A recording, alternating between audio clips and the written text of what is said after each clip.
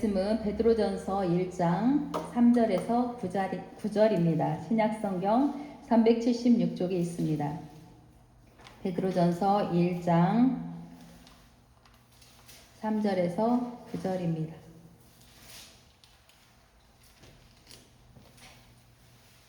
찾으셨으면 제가 봉독하겠습니다. 우리 주 예수 그리스도의 아버지 하나님을 찬송하리로다. 그의 많으신 긍휼대로 예수 그리스도를 죽은 자 가운데서 부활하게 하심으로 말미암아 우리를 거듭나게 하사 산 소망이 있게 하시며 썩지 않고 더럽지 않고 쇠하지 아니하는 유업을 잊게 하시나니 곧 너희를 위하여 하늘에 간직하신 것이라. 너희는 말세에 나타내기로 예비하신 구원을 얻기 위하여 믿음으로 말미암아 하나님의 능력으로 보호하심을 받았느니라. 그러므로 너희가 이제 여러 가지 시험으로 말미암아 잠깐 근심하게 되지 않을 수 없으나 오히려 크게 기뻐하는도다. 너희 믿음의 확실함은 불로 연단하여도 없어질 금보다 더 귀하여 예수 그리스도께서 나타나실 때 칭찬과 영광과 존귀를 얻게 할 것이니라. 예수를 너희가 보지 못하였으나 사랑하는도다. 이제도 보지 못하나 믿고 말할 수 없는 영광스러운 즐거움으로 기뻐하니 믿음의 결국 곧 영혼의 구원을 받음이라. 아멘. 오늘은 산 소망입니다. 오늘은 베드로전서입니다. 그죠? 베드로가 누구죠? 베드로가 누구예요? 베드로가 예수님의 12제자 중 가장 대장격인 수제자입니다. 그렇죠? 베드로는 예수님의 수제자였어요. 그러니까 예수님이 어디를 가든지 항상 따라다녔던 베드로, 야고보, 요한 중에, 그리고도 또 천국 열쇠를 줬다 해가지고 베드로가 12제자 중에서 으뜸이다 해가지고 로마에 가면 베드로 성전이 있습니다. 그 정도로 베드로는 굉장히 유명했던 제자입니다. 그런데 한 가지 이상한 것은 뭐가 이상하냐? 신약 성경에 복음서가 4개가 있죠. 복음서 4개가 있고 사도행전이 있고 그 다음부터 로마서부터 계시록까지 쭉 있는데 베드로가 쓴 편지는 베드로 전후서 딱 2개밖에 없어요. 왜 그럴까요? 그렇죠? 우리가 생각했을 때는 예수님의 수제자였고 그 예수님의 수제자였기 때문에 예수님에 대해서 훨씬 더 많이 알았을 거고 그 예수님에게 많은 것을 배웠을 거란 말이에요. 그러면 베드로가 쓴 편지가 훨씬 더 많았어야 되는데 신약 성경의 주류를 이루고 있는 서신은 바울 서신이 많습니다. 이유가 뭘까? 이제 이유를 굳이 대자면 신약 성경이 정경화된 거, 그러니까 신약 성경 27권이 한 권으로 이렇게 딱 한 책으로 묶어진 게 AD 397년. 그러니까 예수님이 30년 그 언경에 돌아가셨고, 그리고 360년이 지난 다음에 서신서가 신약 성경이 결정이 됐어요. 그러면 그 많은 시간 동안에 누구의 주장이 옳았느냐? 그죠? 바울도 복음을 전했고 베드로도 복음을 전했어요. 그리고 요한도 전했을 거고 여러 사람들이 복음을 전했는데 그 중에서 누구의 복음이 옳았느냐라는 것이 나중에 후대의 시간이 흐른 다음에 어느 정도 인정을 받은 것이 아니었을까. 제 개인적인 생각은 그렇습니다. 그래서 360년 정도 지난 다음에는 바울이 주장했던 게 옳았다라는 그거를 인정을 받고, 그래서 바울 서신이 훨씬 더 많은 신약 성경의 서신서로 자리를 하지 않았을까 싶습니다. 오늘은 베드로가 쓴 편지에 대해서 알아보겠습니다. 예수 그리스도의 사도 베드로는 여기에서 사도 베드로라고 자기의 신분을 확실하게 밝힙니다. 본도, 갈라디아, 갑바도기아, 아시아와 비두니아에 흩어진 나그네들에게 지금 이 편지를 쓰고 있습니다. 여기가 어디냐면 본도, 비두니아, 갑바도기아, 아시아, 그 다음에 갈라디아가 있어요. 갈라디아가 있는데 갈라디아는 여기가 지금 기록이 되어 있지 않아요. 그러면 왜 그랬냐면 우리 지난 시간에 남갈라디아설, 북갈라디아설 해가지고 어찌 되었든 이게 갈라디아가 지역적으로 어떤 것이 딱 옳다고 못해서 아마 여기다 기록을 안 해놓은 것 같습니다. 어찌 되었든 비두니아 밑쪽으로 해서 안디옥, 이고니온, 더베, 버가 있는데 이쪽이 갈라디아입니다. 그러면 지금 여기가 다 터키 땅이에요. 지금의 터키 땅이거든요. 이 터키 땅 전체에 지금 베드로가 편지를 쓰고 있다라고 말하는 거예요. 본도, 갈라디아, 갑바도기아, 아시아, 비두니아, 여기에 전체에 흩어져 있는 나그네들에게 베드로가 지금 편지를 쓰고 있다라고 말합니다. 그러면 편지를 썼는데 이 배경이 뭘까? 베드로가 지금 이 편지를 쓰게 된 이유가 있을 거 아니에요. 그러면 이 이유는 뭐냐면 사도행전 18장 2절에 가보면 아굴라라 하는 본도에서 난 유대인 한 사람을 만나니, 아까 본도 나왔죠. 그 유대인 한 사람을 만났는데 글라우디오가 모든 유대인을 명하여서 로마에서 떠나라 한 거로 그가 안에 브리스길라와 함께 이달리아로부터 새로운지라 그렇게 나와 있습니다. 사도행전 18장에 가면 이 글라우디오가 누구냐면 아까 설명했던 비두니아, 본도, 갑바도기, 아시아, 갈라디아 이 지역의 도시를 건설한 사람이에요. 도시를 만든 사람이 바로 글라우디오입니다. 이 글라우디오라는 사람이 도시를 만들었는데 여기에서 왜 유대인들을 떠나라고 했을까? 그렇죠? 유대인을 명하여서 로마에서 떠나라고 했습니다.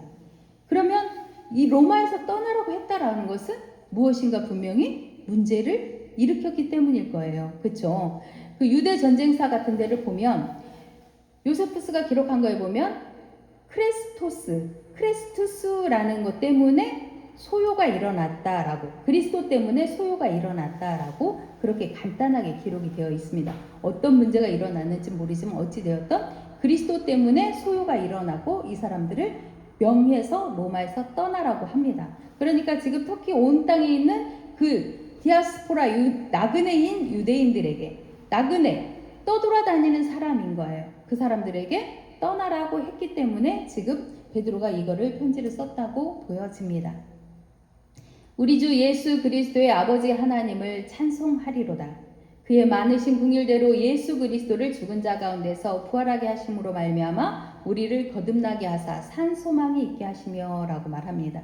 우리 주 예수 그리스도의 아버지 하나님을 찬송하리로다. 그렇죠? 하나님을 찬송합니다. 그의 많으신 긍휼대로 예수 그리스도를 죽은 자 가운데서 부활하게 하심으로 우리가 지난주에 부활에 대해서 배웠습니다. 부활이라는 것은 하나님이 언약하셨던, 요한복음에서는 하나님이 태초에 창설하셨던 에덴 동산의 회복을 부활이라고 했습니다.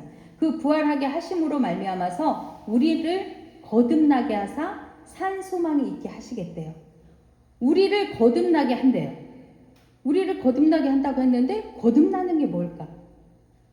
우리는 거듭나는 게 뭘까요? 우리가 거듭난다라고 이렇게 하는데 우리를 거듭나게 해서 산 소망이 있게 하신대요. 그럼 거듭난다라는 게 뭘까? 다시 니고데모가 그러죠. 죽었다가 다시 살아나느냐라고. 베드로전서 1장 23절에 보면 너희가 거듭난 것은 썩어질 씨로 된 것이 아니요 썩지 아니할 씨로 된 것이니 살아있고 항상 있는 하나님의 말씀으로 되었느니라 라고 기록되어 있습니다. 그러니까 우리가 거듭난 것은 살아있는 항상 있는 하나님의 말씀으로 되었다라고 말해요. 그리고 요한복음에 가면 예수께서 대답하여 이르시되 진실로 진실로 내게 이르노니 사람이 거듭나지 아니하면 하나님의 나라를 볼 수 없다라고 니고데모에게 물어봅니다. 사람이 어떻게 거듭날 수 있습니까? 라고 물어보죠. 자, 죽었다가 엄마 뱃속에 다시 들어갔다 태어나는 것이 거듭남이냐? 그러면 진짜로 거듭난다라는 건 뭘 의미하는 걸까요? 우리가 거듭난다라는 것은 중생이라고 합니다. 다시 태어나는 거예요. 그러면 여기에서 지금 본문의 말씀을 통해 가지고 우리가 거듭난다라고 하는 것은 과연 무엇을 말하는 거냐? 살아있고 항상 있는 하나님의 말씀으로 우리가 다시 태어난다라는 거죠. 그러니까 이것은 뭐냐면 하나님의 말씀. 이 시대에 하나님의 말씀은 구약 성경밖에 없었어요. 그렇죠? 신약 성경은 없던 나중에 397년에 됐으니까 구약 성경만 있었던 때이기 때문에 하나님의 말씀, 구약의 말씀을 재해석해서 하나님 나라를 재정의하는 것이다 라고 볼 수 있어요. 하나님의 말씀, 살아있고 항상 있는 하나님의 말씀으로 우리가 거듭난다 라고 하는 것은 우리가 그 말씀을 새롭게 정의하는 것, 하나님의 나라를 재정의했다라고 보여집니다. 그래서 예수님께서 계속해서 제자들을 가르친 것도 하나님의 나라에 대해서, 그렇죠? 하나님의 통치에 대해서 계속해서 가르쳤습니다. 하나님의 나라를 너희들이 알고 있던 그 하나님의 나라가 아니라 내가 말하고 있는 하나님의 나라가 진짜 하나님이 원하시는 하나님의 나라야 라고 제자들을 계속해서 가르쳤습니다. 그러면 베드로에게 하나님의 나라는 뭘까? 베드로는 하나님의 나라를 어떻게 이해했을까? 자, 썩지 않고 더럽지 않고 쇠하지 아니하는 유업, 그것을 잊게 하신다.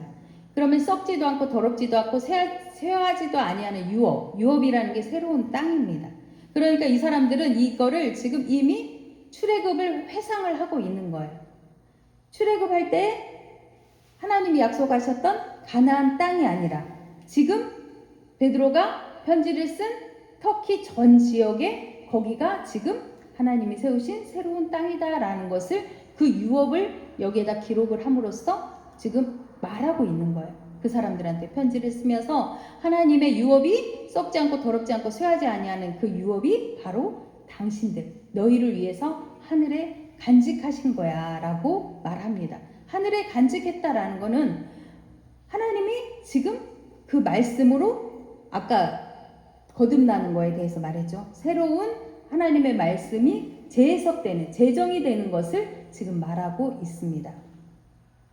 너희는 말세에 나타내기로 예비하신 구원을 얻기 위하여서 마지막 때에 근데 누구? 너희는 이스라엘 땅에 있는 그 사람들이 아니라 지금 터키 온 땅에 있는 너희는 그쵸? 너희가 구원을 얻기 위해서 믿음으로 믿음은 누구의 믿음일까? 그쵸? 믿음으로 말미암아 하나님의 능력으로 보호하심을 받았다라고 되어 있습니다.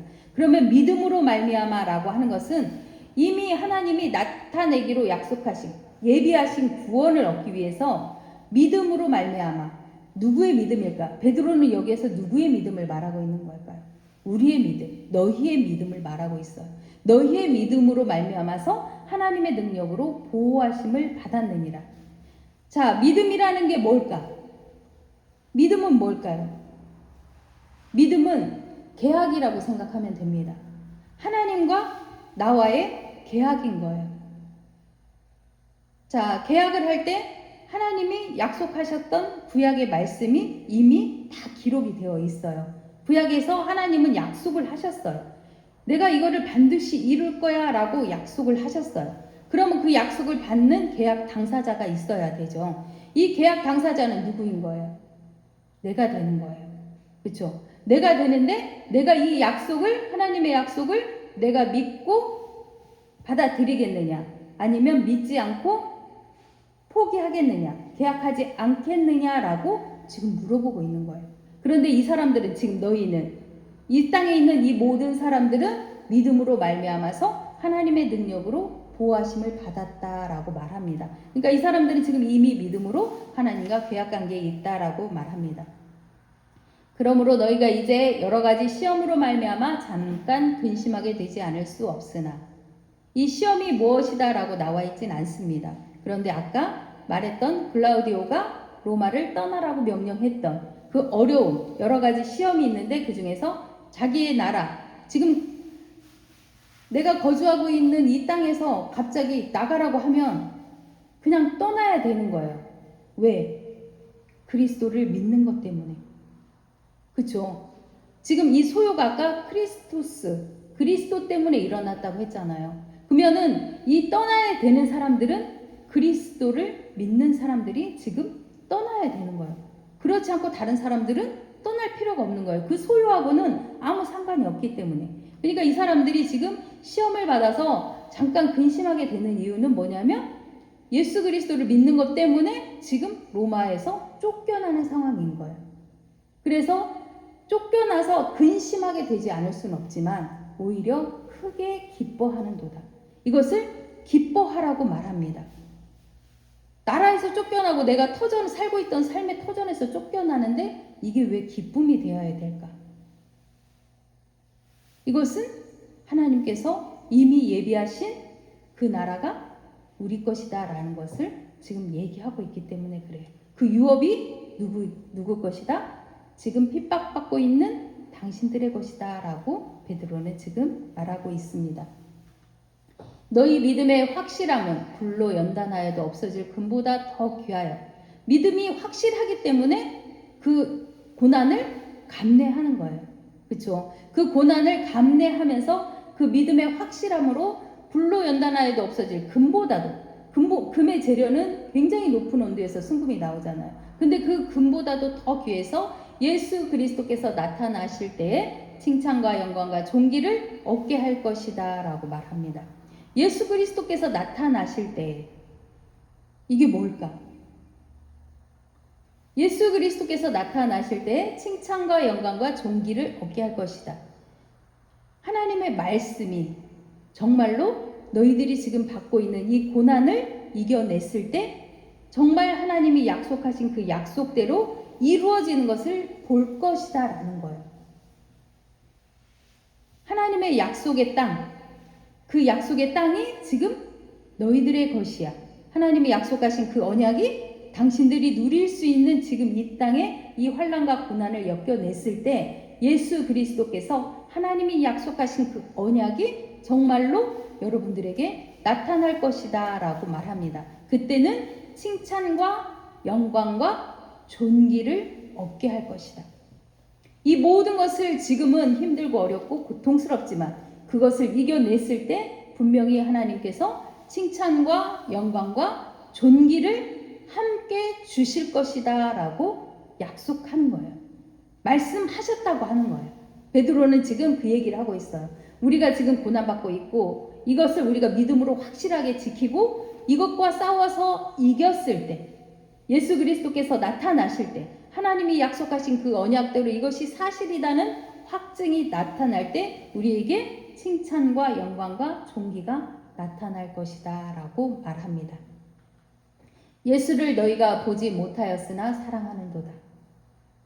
이 사람들은 예수 그리스도를 만난 적이 없습니다. 그렇죠? 그냥 베드로나 다른 사람들에 의해서 복음을 전해 들은 거예요. 그러니까 보지 못하였으나 사랑하는도다.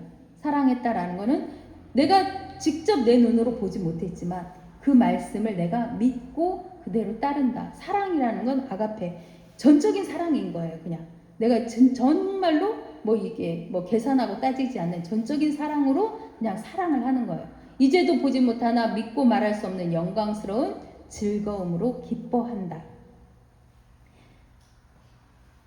이거는 예수를 보지 못하고 믿었던 도마에 대한 이야기입니다. 요한복음 20장 29절에 가면 예수님께서 부활하셔가지고 나타났는데 그 자리에 도마가 없었어요. 그러니까 예수님 부활하셨다라고 하니까 나는 내 손으로 손가락에 못자국을 찔러보고 내가 옆구리를 만져봐야지 난 믿겠다라고 했어요. 그러니까 예수님이 도마에게 진짜 나타나시죠. 그래서 만져보고 믿어라. 그러니까 주는 그리스도시요 살아계신 하나님의 아들이십니다라고 도마가 고백을 해요. 그러니까 예수께서 이르시되 너는 나를 본고로 믿느냐?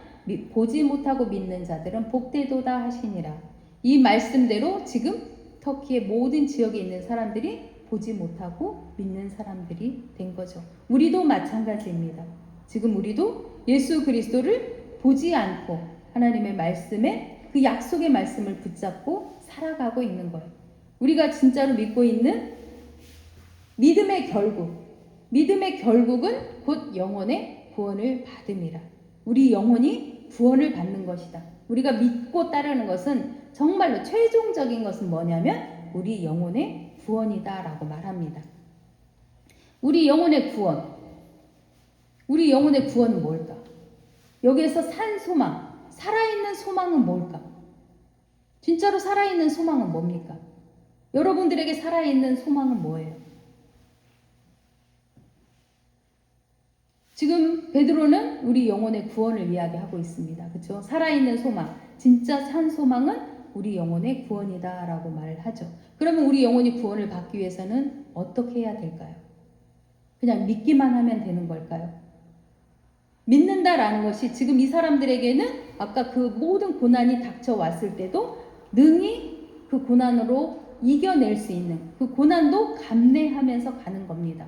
우리에게 산 소망은 뭐냐면 1장 14절에 가보면 너희가 순종하는 자식처럼 전에 알지 못할 때에 따르던 너희 사욕을 본받지 말고 오직 너희를 부르신 거룩한 이처럼 너희도 모든 행실에 거룩한 자가 되라.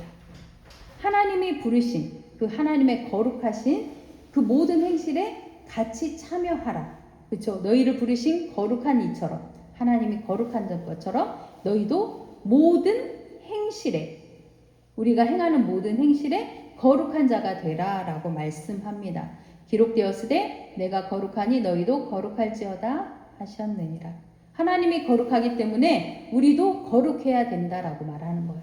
우리가 거룩하기 위한 것은 바로 우리의 모든 행실을 어떻게 거룩한 자처럼 바꾸어야 된다라고 말합니다. 우리가 그냥 믿습니다 라고 하는 것이 아니라 우리 행실이 예수 그리스도를 믿음으로 말미암아서 우리가 어떠한 고난 가운데서도 이길 수 있고 그 새로운 소망을 가지고 하나님의 약속을 꼭 붙잡고 승리하는 사람이 되어라 라고 베드로는 말합니다. 오늘 우리에게도 동일한 말씀을 합니다. 여러분이 하나님이 약속하신 그 약속의 말씀, 그 말씀을 붙잡고 살아있는 믿음으로, 살아있는 소망으로 지금 살아가고 있습니까? 나는 하나님이 분명히 나와 함께 하신다라는 그 약속을 붙잡고 있습니까? 지금 베드로는 이 시대의 사람들에게 이야기하고 있지만 동일하게 우리에게도 말합니다. 여러분들은 지금 하나님과 어떤 소망의 약속을 하고 계십니까? 우리가 한 번씩 생각해 보면서 하나님이 거룩한 것처럼 우리도 거룩한 행실로 하나님과 동행하면서 하나님의 계약 관계에 들어갈 수 있기를 간절히 소망합니다. 기도하겠습니다. 고맙고 감사하신 아버지 하나님, 은혜 감사합니다. 거룩한 주일입니다. 하나님을 사랑하는 하나님의 자녀들이 하나님의 그 약속을 잊지 않고 나와서 하나님께 예배합니다. 저희들의 예배를 받아 주시옵소서.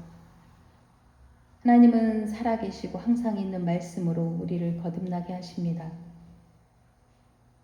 그 약속의 말씀을 우리가 믿음으로 받아 하나님과 동행하며 하나님의 뜻이 무엇인지 제대로 분별하며 거듭난 자로 살아갈 수 있는 축복을 우리 모두에게 허락하여 주옵소서. 감사하며 예수 그리스도의 이름으로 기도합니다. 아멘.